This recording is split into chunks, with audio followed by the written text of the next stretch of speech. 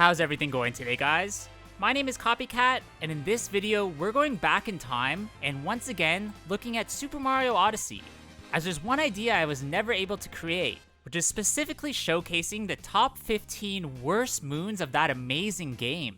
Because there's 880 unique ones that you can find, there's bound to be ones that are way worse than others, where here I'll explain why they deserve to be on this list and where you can find them. Oh yeah, before we get started, I hope you guys please subscribe to my channel, hitting that bell to stay notified when I upload new videos.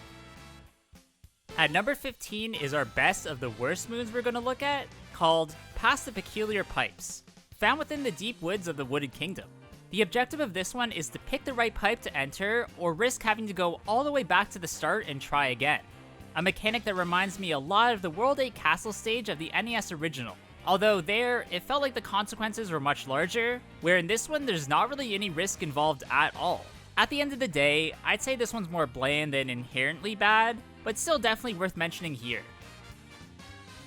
At number 14, I want to look at the moons in the game that are sort of just sitting there out in the open, requiring you to complete no puzzles at all, therefore taking no skill to get them. There are a few of these in each kingdom that all you have to do is touch to collect, where honestly maybe the game would have been more enjoyable without them, but I guess the saying the more the merrier somewhat applies here. They do encourage exploration, which I'm gonna have to imagine is the point of them. It's just that they aren't even really well hidden, and are only memorable because they're so bad. In the lucky 13th spot is a moon that's somewhat similar to the ones that we just looked at, but is actually worse due to its ridiculous location in the Fly to the Edge of the Fog one that can be found in the Cap Kingdom. As its name suggests, this one is located at the very edge of the map, suspended in mid-air almost completely shrouded by the fog, and can only be reached by capturing a Paragoomba and flying it out to its location. Now, this moon is very well hidden in a random spot, so you need to have sharp eyes or just be randomly exploring that area already to find it, which does kind of suck as it's so out of the way you wouldn't even think to go there in the first place, so yeah. At number 12 are the moons that are given to you in different kingdoms just by talking to specific NPCs, which seems a bit arbitrary, and I can't say I went out of my way to seek them. The ones in particular I want to mention are the Princess Peach ones and the Taxi Driver ones, needing to backtrack to past kingdoms to find them, which is great for completionists, but not so good for casual players.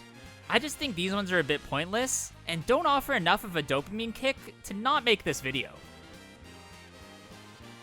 Next up, we're going to look at a pair of moons that left me utterly frustrated after playing them in the Herting Sheep above the Forest Fog, and the Herting Sheep on the Iron Bridge ones, both found down this moon pipe in the Wooded Kingdom. Now, both of these are difficult in their own ways, where the first one takes place in the main part of the sub-area, with you needing to direct the sheep through an obstacle course, and go very slowly as it's super easy for the sheep to go flying off the edge into the voids. The latter is also not easy at all, as it takes place through the secret pipe, needing to fling the sheep across the narrow, disappearing iron bridge and cross the gap to the other side. This means that if you make a mistake, then they will fall off the ledge and you need to start all the way over again. I just find these super tedious, as it's hard to control where exactly the sheep's going, leaving me bewildered at some points as I almost thought it was impossible to complete, which, by the way, is not really a good thing. One type of moon that at first I thought could be cool, but over time I grew to really hate them, are the seed ones. Found in most kingdoms, all operating the exact same. The point of these are to find the different seeds that are spread out in the different locations, and take them to the pots for them to eventually grow and sprout, revealing a star. However, after a while, this just becomes repetitive, and having to wait for them to grow and give you a moon just ruins the fun, as half the time I just completely forget about them, and don't collect them until much later. In the 9th spot is a moon that I can't say is fun in any way, shape, or form, in the Forgotten Treasure one of the Cap Kingdom, as it requires you to look around Bonneton and scour through random spots until you find it. Not only that, but you don't even really get any hints at all to where this moon might be found, with your first indication of it even existing being a resident of the kingdom stating, "You mentioned a treasure ways back, said I could have it if I found it," going on to say, "To be clear, I haven't found it yet." With some remembrance from Cappy, it ends up being near the first set of stairs at the entrance of the kingdom, which I will say is underwhelming. At number 8 is a Koopa tracing challenge from the Moon Kingdom titled Walking on the Moon Again, which is the second moon you can get from this one, being mind-numbingly difficult to the point where I almost gave up. This is all due to the fact that the lines you're supposed to trace out by walking fade extremely fast, so you sort of have to remember in your mind's eye where you need to go, which is much easier said than done.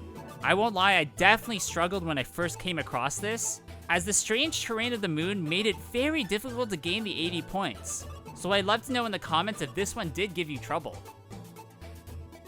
Next up at number 7 is a Mushroom Kingdom moon titled Picture Match, a Stellar Mario. Only making this list because there were countless times where I swear I did enough to complete the puzzle, but it just wouldn't give me the 80 points I needed. What makes this one such a slog to play through is all because you have a few seconds to memorize the exact placements of Mario's features before they completely disappear. So honestly, it got to the point where I actually just trace it on a piece of paper on my TV, but I guess taking a picture could also work as well. At number 6 are the shopping moons that you can buy from the crazy cap stores found in each kingdom, which to me are a bit of a cheap way to get this collectible. Not literally, as it does cost 100 coins, but you get what I mean. These do count towards you being able to pass the 888 limit, so you can get a clean 999 and gain the secret ending of the game. Something I don't particularly enjoy, as it does make things too complicated, and I would have preferred a simple 1 per kingdom per shop, which would have been better.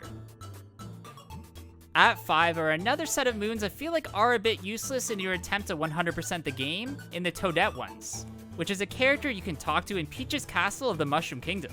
She sort of acts as the game's achievements board, as Toadette gives you moons for completing certain things like collecting moons, buying things from the shop, talking to different characters, and so on and so forth. You get the idea. I don't love needing to do this, but I guess I get why it exists. But I don't love how you have to continuously talk to her to get each one. It would have been better if they just unlocked automatically instead and just sort of gave you a little notification, but whatever.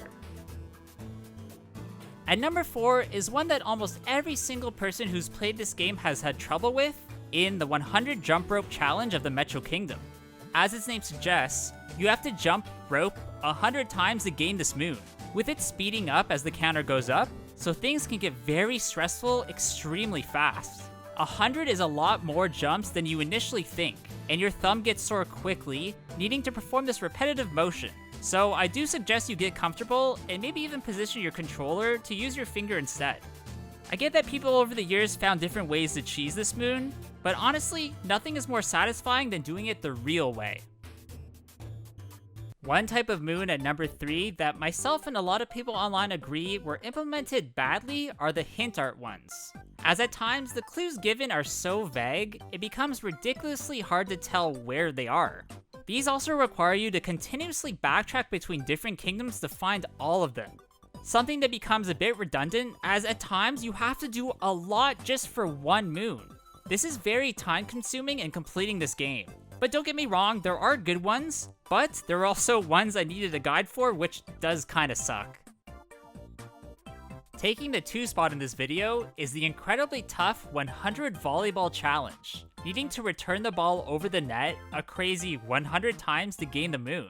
I probably had the most trouble doing this challenge out of all of the ones in the game, as the rate of which the ball comes back to you begins to rapidly increase, and the pace in which it's going to land becomes more random the more you go on, needing at times to use Cappy out of desperation to save your run. I've seen people sort of cheese this in 2-player mode, as you can cover more ground with someone controlling Cappy, although, don't get me wrong, it's still difficult. Before we get to our number 1 pick, here are some honorable mentions.